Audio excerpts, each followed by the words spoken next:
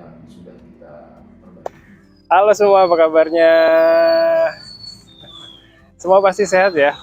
Kemarin-kemarin waktu lagi antar Najmah ke tempat latihan taekwondo, saya lihat kecelakaan motor di jalan loh.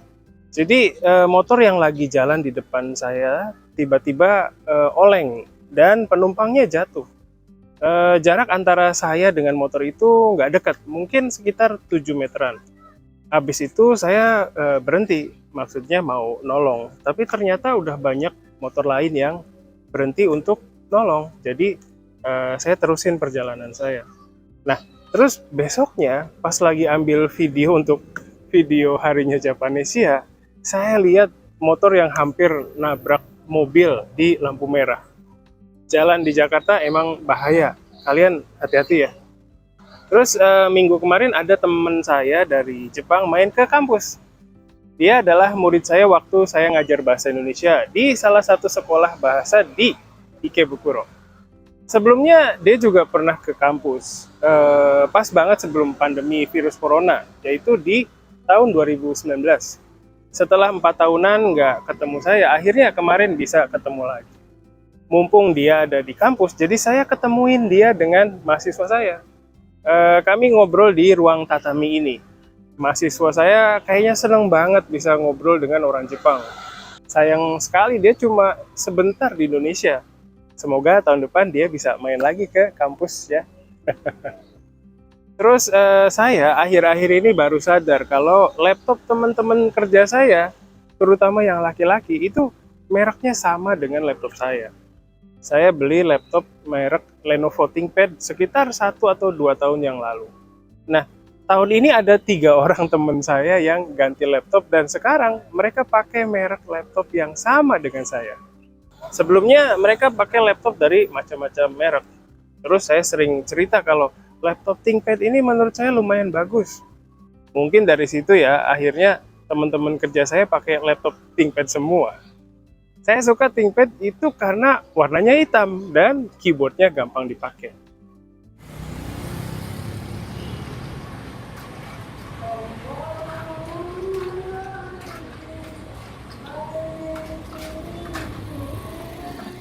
Oke, itu tadi cerita keseharian saya. Minggu kemarin akhirnya capres atau calon presiden dan cawapres atau calon wakil presiden Indonesia sudah ditetapkan. Di video sebelumnya kan saya udah cerita siapa aja calon presiden Indonesia untuk pemilu tahun 2024 ya.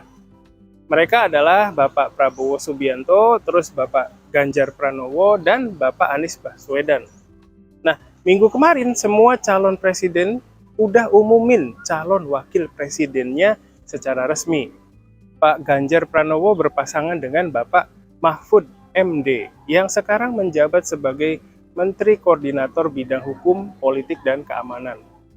Terus Bapak Anies Baswedan berpasangan dengan Bapak Muhaimin Iskandar yang sekarang menjabat sebagai Wakil Ketua DPR. Terakhir adalah Bapak Prabowo Subianto yang berpasangan dengan Mas Gibran Rakabuming Raka yang merupakan anak pertama dari Bapak Joko Widodo, Presiden Indonesia yang sekarang. Kenapa saya sebut Mas Gibran? Itu karena Mas Gibran ini masih muda banget loh. Umurnya sekarang 36 tahun. Mas Gibran ini mungkin calon wakil presiden termuda dalam sejarah pemilu Indonesia.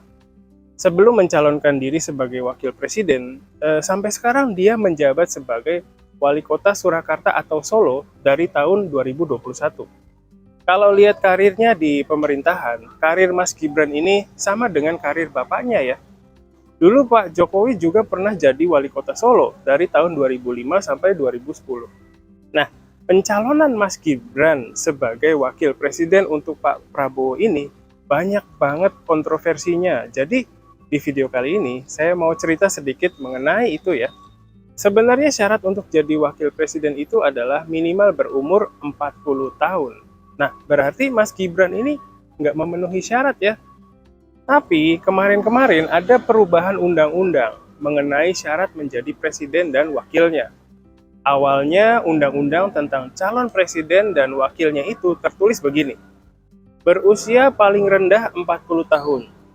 Terus diadakan perubahan terhadap undang-undang itu dan sekarang aturannya menjadi begini. berusia paling rendah 40 tahun atau pernah atau sedang menduduki jabatan yang dipilih melalui pemilihan umum termasuk pemilihan kepala daerah. Begitu. Jadi karena ada perubahan undang-undang tadi, makanya Mas Gibran jadi bisa calonin dirinya jadi wakil presiden. Perubahan undang-undang ini diadain mendadak banget. Jadi seolah-olah memang sengaja diadain supaya Mas Gibran bisa maju di pemilu 2024 sebagai wakil presidennya Pak Prabowo. Masyarakat Indonesia merespon dengan reaksi yang macam-macam. Ada yang setuju, tapi ada juga yang enggak. Sekarang, keputusan mengenai perubahan undang-undang itu juga masih jadi masalah dan masih diperdebatkan. Mahkamah Konstitusi yang merubah undang-undang tadi sampai dijuluki Mahkamah Keluarga. Soalnya Mahkamah Konstitusi seolah jadi pendukung keluarganya Pak Jokowi. Kontroversi yang lain adalah sebenarnya Mas Gibran ini adalah anggota Partai Demokrasi Indonesia Perjuangan atau disingkat PDIP. Tapi dia jadi calon wakil presiden dari Pak Prabowo yang berasal dari Partai Gerindra atau Partai Gerakan Indonesia Raya. Seharusnya Mas Gibran ini ngobrol dulu ke PDIP sebelum dia calonin diri jadi wakil presiden. Nah, masalahnya Mas Gibran nggak ngobrol. Jadi karena itu Mas Gibran ini dianggap pengkhianat oleh para anggota PDIP. Pak Jokowi juga sebenarnya anggota dari PDIP. Nah, gara-gara ulah Mas Gibran, katanya hubungan antara Presiden Jokowi dengan PDIP juga jadi nggak bagus. Selain Mas Gibran, anak ketiga dari Pak Jokowi yang namanya Mas Kaesang Pangarep juga tahun ini masuk ke dunia politik. Awalnya dia bilang mau jadi wali kota dari kota Depok. Terus muncul partai yang dukung dia. Nama インド partainya ネシア語を学ぶ最高の環境がここにある。ジャパネシアライブカレッジ。ジャパネシアライブカレッジはいつでもどこでも、そしてどんなレベルでもインドネシア語が学べるオンライン学習プラットフォーム。ライブ授業、自分のレベル、学びたい内容に沿った講師の授業に参加し放題。入門者から上級者まで、翻訳授業からフリートークまで様々な授業が揃ってる。ライブ授業に参加できなくても後から動画がいつでも見返せます。でも一人じゃ不安。そんなあなたも安心。 JLC では受講者同士の交流もできます。わからないことは Facebook グループでいつでも質問ができる。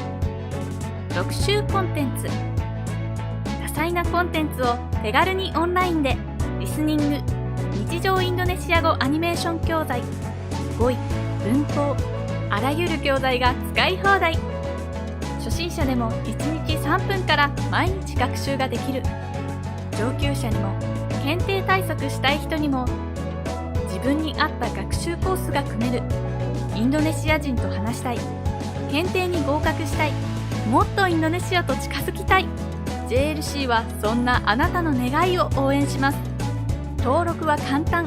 新規登録から必要な情報を入力するだけ。いろいろたくさん、いつでもどこでも。ジャパネシアライブカレッジ。